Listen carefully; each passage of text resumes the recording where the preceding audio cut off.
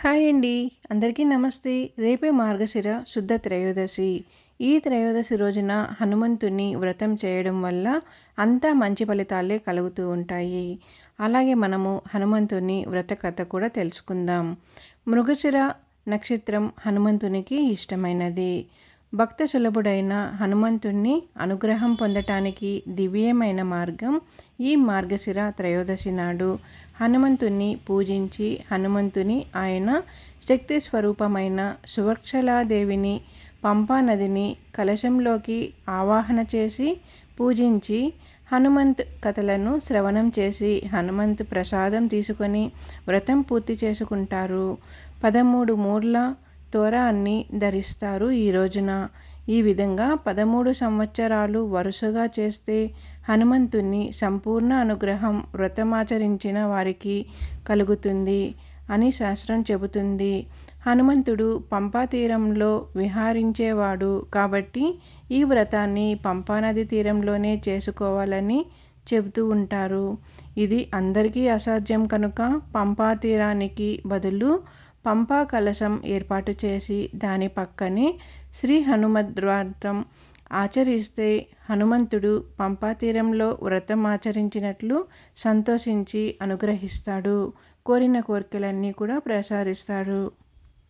ఆచమ్య ఏవంగుణ విశేషణ విశిష్టాయం శుభతిధ్వం శ్రీ సువర్చన సామేత హనుమద్వారా పూజాంగత్వేన పంపా పూజాం కరిష్యే అని నీటిని తాకాలి.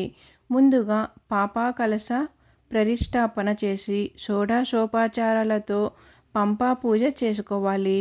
పీఠంపై యథాశక్తిగా బియ్యం పోసి పట్టుగుడ్డను పరిచి హనుమంతుని పటాన్ని చక్కగా పూలమాలతో అలంకరించి దాని ముందు 5 తమలపాకులు ఒకే రీతిగా పరిచి దానిపై వెండి లేదా రాగి లేదా కంచు పాత్ర ఉంచాలి. ఇమం మే వరుణ మంత్రంతో ఆ పాత్రను నీళ్లతో పంపానది నీళ్లతో నింపాలి. అలా నింపాక ఇమమే గంగా అనే మంత్రంతో ఆ కలశంలోని నీళ్లను అభిమంత్రించాలి. తరువాత ఆ పంపా కలశంలో సువర్ణ మౌక్తికలు ఉంచి గంధ పుష్పక్షతాలను అష్టగంధ కర్పూరాలు ఉంచి ఓం హం సూర్యమండలాయ ద్వాదశ కళాత్మాని తద్దేవత కళాసాయ నమః అని ఆ కలశానికి నమస్కరించి నూతన వస్త్రం చుట్టి కలశానికి బృహస్పమ మంత్రంతో రక్షాబంధనం చేయాలి. అలా చేశాక పుష్పాక్షతలు తీసుకొని ఐం హ్రీం శ్రీం ఓం నమో భగవతియే అశేష తీర్థాలవాలే శివజటాధిరూఢే గంగే గంగాంబికే స్వాహ అని చేతులలో ఉన్న పుష్పాక్షతలను కలశంలోని నీటిలో వేసి నమస్కరించాలి. తర్వాత పంపా కలశానికి ప్రాణప్రతిష్ఠ అనేది చేసుకోవాలి. ఇలా చేసిన తర్వాత పంపా కలశ పూజ అనేది చేయాలి. సానకాది మహర్షుల సూత మహర్షిని శ్రీ హనుమ ఉద్భవాన్ని వివరించమని కోరారట. అప్పుడు ఆయన కథ చెప్పాడు. వ్యాస మహర్షి ఒకసారి ద్వైతవనంలో ఉన్న పాండవుల దగ్గరకు వచ్చాడు. ధర్మరాజు భార్య ద్రౌపదితో సోదరులు సహా ఎదురు వెళ్ళి స్వాగతం చెప్పి లోపలికి ఆహ్వానించి అర్ఘ్యపాద్యాలు ఇచ్చి భక్తి శ్రద్ధలతో సేవించారట. వ్యాసుడు సంతోషించి ద్రౌపది పతివ్రత్యాన్ని మెచ్చాడు. అందరూ భక్తి శ్రద్ధలతో చేయవలసిన వ్రతం ఉందని దాన్ని గురించి వివరించాడు. అది కార్యసిద్ధిని కలిగిస్తుందని వెంటనే ఫలితం లభిస్తుందని చెప్పాడట. అదే శ్రీ హనుమాన్ వ్రతం. దుష్టగ్రహాల్ని వ్యాధుల్ని పోగొట్టి సకల శుభాలు శ్రేయస్సు ఇస్తుందని దాన్ని ఆచరించడం వల్ల మళ్ళీ రాజ్యాన్ని పొందమని ఉపదేశించాడట. పూర్వం ఈ వ్రతాన్ని శ్రీకృష్ణుడు ద్రౌపదికి బోధించి దగ్గర ఉండి వ్రతం చేయించాడని దాని ప్రభావం వల్లనే పాండవులకు అఖిల సంపదలు లభించాయని చెప్పాడట. అయితే ఒకసారి అర్జునుడు ద్రౌపది చేతికి ఉన్న హనుమంత్ తోరణాన్ని చూసి దాని వివరం అడిగాడట. ఆమె అన్నీ వివరంగా చెప్పగా అతనికి గర్వం కలగటంతో కోతిని గూర్చిన వ్రతం ఏమిటని ఈసడించాడు.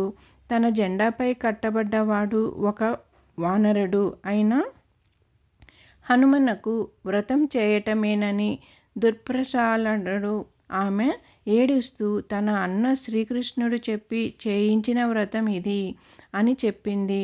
అయినా అర్జునుడి కోపం తగ్గలేదట. ఆమె చేతికున్న తోరణాన్ని బలవంతంగా లాగి పారవేశాడట. అప్పటి నుంచి పాండవులకు కష్టాలు ప్రారంభమైనాయని, ఈ అజ్ఞాత వాసాలు దాని ఫలితమేనని వ్యాసుడు ధర్మరాజుకు చెప్పాడు. 13 ముడులు గల హనుమంత్ తోరణాన్ని తీసివేయటం వల్లే 13 ఏళ్ల అరణ్య అజ్ఞాతవాసం అని వివరించాడట. కనుక వెంటనే హనుమంత్ వ్రతం చేయమని హితవు చెప్పాడు. ధర్మరాజుకు సందేహం కలిగింది. పూర్వం ఎవరైనా ఈ వ్రతం చేసి ఫలితం పొందారా అని అడిగాడట. దానికి సమాధానంగా వ్యాసుడు ఒక కథ చెప్పాడట. పూర్వం శ్రీరాముడు సీతను వెదుకుతూ తమ్ముడు లక్ష్మణునితో ఋష్యమూక పర్వతం చేరాడు. సుగ్రీవ హనుమలతో సఖ్యం చేశాడు. అప్పుడు హనుమ రామునితో తన వృత్తాంతం అంతా చెబుతూ దేవతలంతా తనకు ఎలాంటి వరాలు ప్రదానం చేశారో వివరించాడట. బ్రహ్మాది దేవతలు హనుమంతో, హనుమ, నువ్వు హనుమద్వత్రానికి నాయకుడిగా ఉంటావు. నిన్ను ఎవరు భక్తి శ్రద్ధలతో పూజించి వ్రతం చేస్తారో వారి కోరికలన్నీ నువ్వు తీరుస్తావు అని బ్రహ్మ చెప్పిన మాటను రాముడికి చెప్పి, నేను నీ భటునని తేలిగ్గా చూడక నా వ్రతం చేసి ఫలితం పొందు. త్వరలో సీతాదర్శనం కలిగి రావణ సంహారం చేసి అయోధ్యపతివి అవుతావు అని విన్నవించాడు హనుమంతుడు. అప్పుడు ఆకాశవాణి హనుమ చెప్పినదంతా సత్యమైనదే అని పలికిందట. వ్రతం విధానం చెప్పమని హనుమంతుడు రాముడు కోరగా, మార్గశిర శుక్ల త్రయోదశి నాడు హనుమంత్ వ్రతం చేయాలని హనుమ చెప్పాడు. పంపా నది తీరంలో శ్రీరాముడు సుగ్రీవాదులతో వ్రతం చేశాడు. 13 ముళ్ళ తోరణం పూజించి కట్టుకొన్నాడు. కాబట్టి సందేహం లేకుండా ధర్మరాజాదులను ఈ వ్రతం వెంటనే చేయమన్నాడు. వ్యాసమహర్షి మాటలకు సంతృప్తులై ధర్మరాజు భార్య సోదరులతో వ్రతాన్ని విధి విధానంగా చేసి అంతా తోరణాలు భక్తి శ్రద్ధలతో కట్టుకున్నారట. భక్తి శ్రద్ధలతో తోరణాలు కట్టుకొని హనుమంతుని పూజ ఆచరించడం వలన వాళ్ళు కోల్పోయిన రాజ్యాన్ని వాళ్ళకి దక్కింది. అలాగే అందరూ కూడా సుఖ సంతోషాలతో జీవించారట.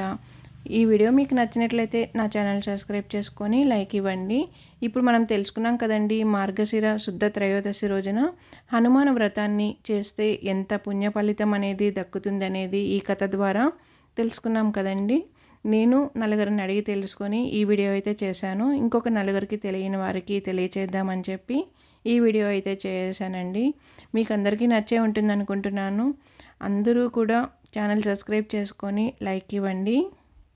మనస్సుని జయించినవాడు గాలి వేగంతో పయనించేవాడు, పంచేంద్రియాలను తన ఆధీనంలో ఉంచుకునేవాడు, గొప్ప తెలివి గలవాడు. మన వానరులతో ఒక్కరే హనుమానుడు. ఈ రోజున హనుమంతుని పూజ అంతా పూర్తి చేసుకున్న తర్వాత హనుమాన్ చాలీస చదువుకున్నా కూడా అంతా మంచి జరుగుతుందండి. శ్రీ ఆంజనేయం శ్రీ ఆంజనేయం శ్రీ ఆంజనేయం.